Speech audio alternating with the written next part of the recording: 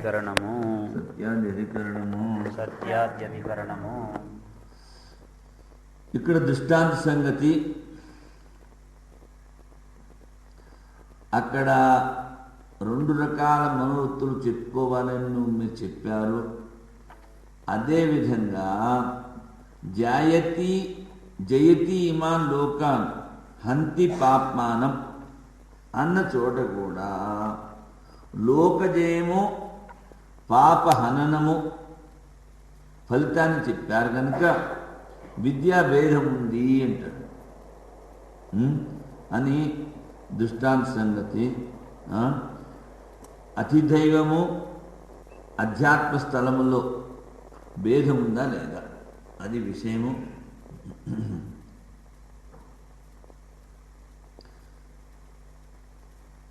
సంశయం ఇది ఒకసారి చెప్పినట్టున్నారే. వాజసనేకములో సత్య విద్య చెప్పారు. పశ్చాత్ చెప్పిన తర్వాత ఆదిత్య మండలంలో తర్వాత దక్షిణ నేత్రంలో ఉన్న పురుషుని గురించి సత్యపురుషుడు ఉపాసన చేయాలని చెప్పారు. ఈ రెండు స్థలాల్లో ఉపాస్య సత్యపురుషుడు ఒకడే, లేకపోతే వేరా. ఏం చేశారు?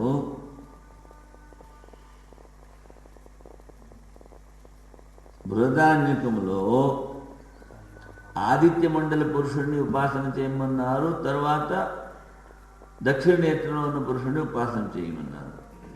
ఈ రెండు చోట్ల ఉపాస్యం ఒకటా వేరా? పూర్వపక్షం. ఫలం భిన్నంగా ఉంది కనుక ఫలము లేదు, ఫలభేదం కనుక విద్యా భిన్నము. ఉపాస్యం ఒకటే, ఫలం వేరు కనుక విద్యాభేదము అంటాడు. సిద్ధాంత అంటాడు సత్య విద్య ఒకటే. ఉపాస్యమైనటువంటి హిరణ్య గర్భం అక్కడ ఆదిత్యుల్లోనూ ఇక్కడ అక్షిత పురుషుల్లోనూ ఉన్నట్టుగా ఆ ఉపాస్య హిరణ్య గర్భుడు ఒకడే, వాడు అభిన్నం. అది ఫలభేదము అంగోపాసన కొరకు. అంటే ఈ ఫలభిన్నత అర్థవాదమును కూడా చెప్పుకోవచ్చు. ముఖ్య ఫలం ఏమిటి? హిరణ్య గర్భపద ప్రాప్తి. అందుకని అది ఒకటే. అది కాకుండా ఈ హిరణ్య గర్భ ప్రాప్తి అన్నది సత్య విద్య ఒకటే నాయన. సత్యాది గుణాల్ని ఉపసంహారం చేశారు కనుక ఒకటే, రెండక్కర్లేదు. బృహదారణ్యకంలో వినిపిస్తోంది సాయోహా ఏతం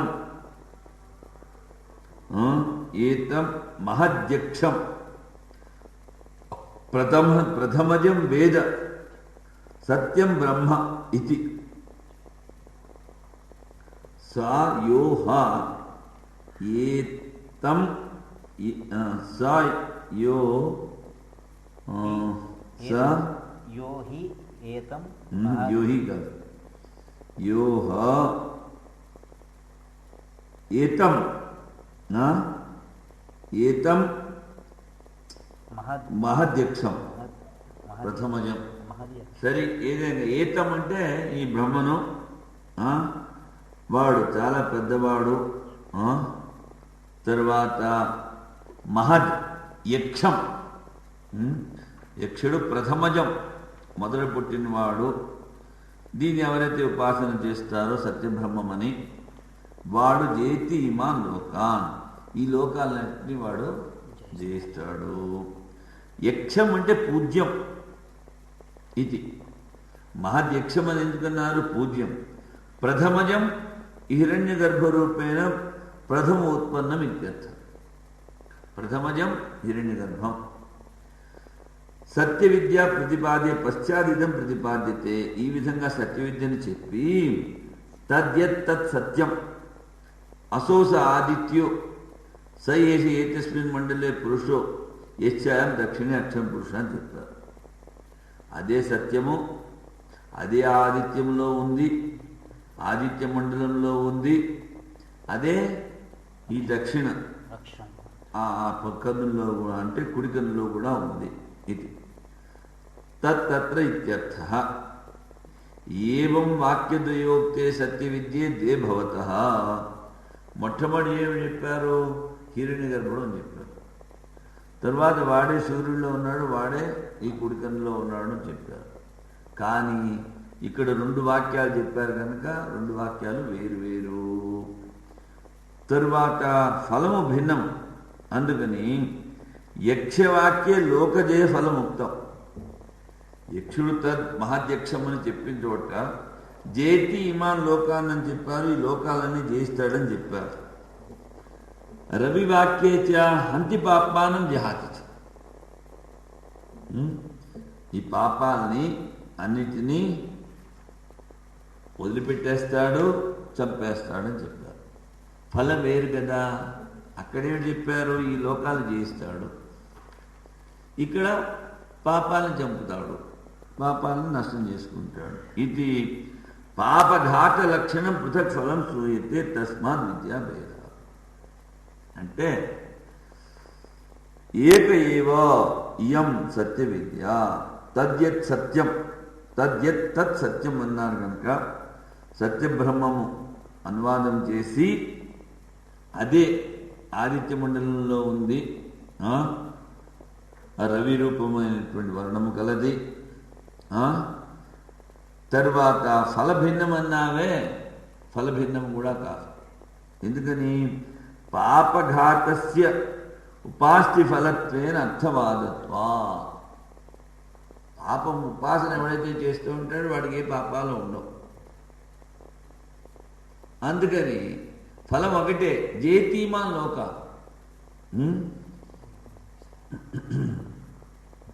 అంగేష్ ఫలశుద్ధి అర్థవాద. దానికి ఇది అంగం, అది అంగి. మహాధ్యక్షం ప్రథమ జన్మని చెప్పిన అంగి.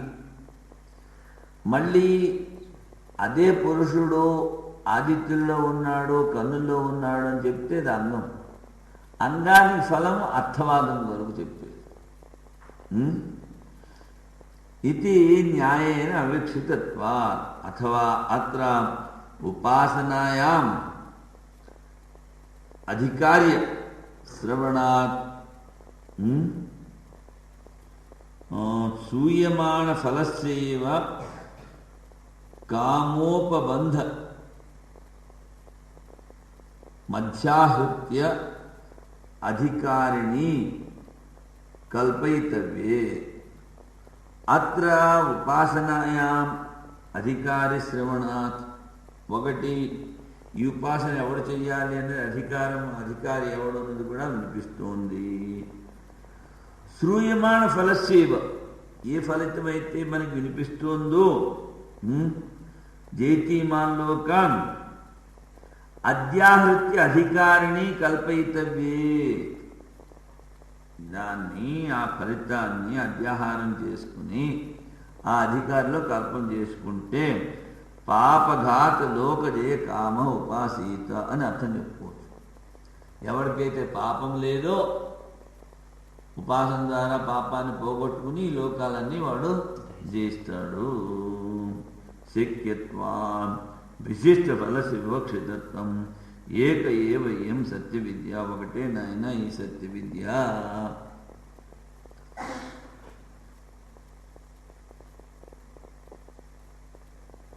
अच्छा सैव ही सत्यादयः सएव हि सत्यादयः सैव ही सत्यादयः सएव सत्यादयः सैव ही सत्यादयः साएव हि सत्यादयः सएव ही. అంటే ఈ సత్య విద్యలో అక్కడ ప్రథమజుడని చెప్పిన, ఆదిత్యుల్లో ఉన్నాడని చెప్పిన, తర్వాత దక్షిణేత్తులు ఉన్నాడన్న వాడు స ఏవహి సత్యాదయ, సత్యాది గుణములు కలవాడు. ఇది ఒకటే సూత్రం. ఒకటే అంత టీకాలు చెప్పేసుకున్నాం. ఇంకా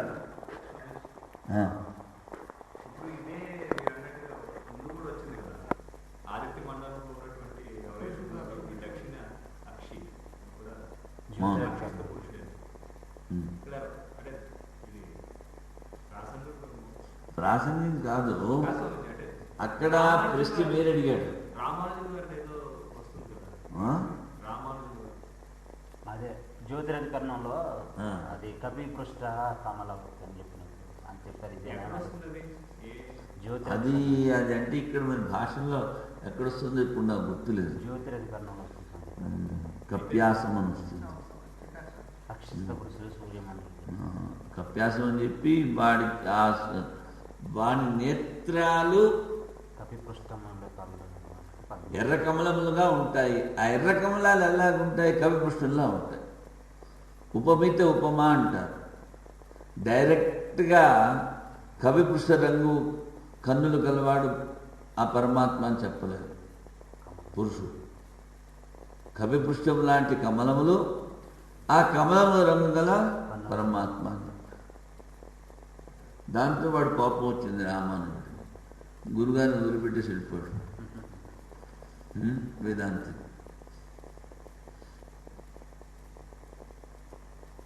ఇప్పుడు కామాద్యధికరణం అదే కదా.